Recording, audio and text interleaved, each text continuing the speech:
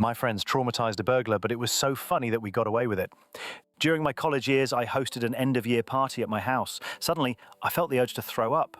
Both bathrooms were occupied, so in a moment of desperation, I ran outside and hid in the bushes.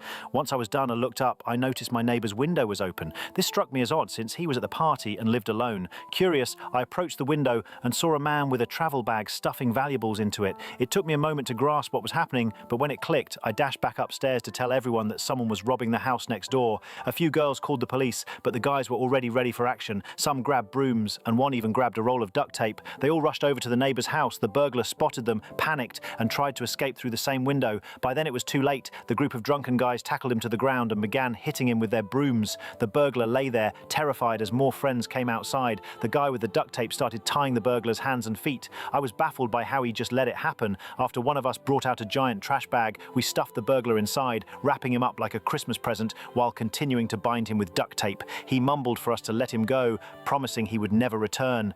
The police still hadn't arrived, and one guy suggested finding more stuff to secure him. By this point, the burglar looked like a human caterpillar. They left for the dollar store, hoping to buy rubber bands. 10 minutes later, they returned with a length of rope instead. They had no intention of harming him, so I checked on everyone inside and asked about the police's arrival. 5 minutes later, I went back outside to find that they had somehow tied the burglar upside down to a lamppost, leaving him dangling there.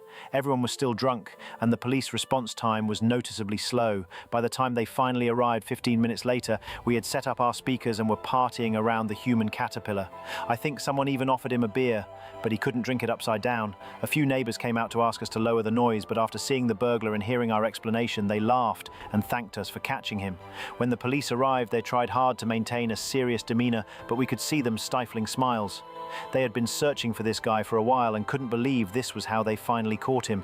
They weren't angry since we were all 18 and hadn't harmed him. The best part was when they got him down and put him in their car, still dressed in his caterpillar costume, and drove off.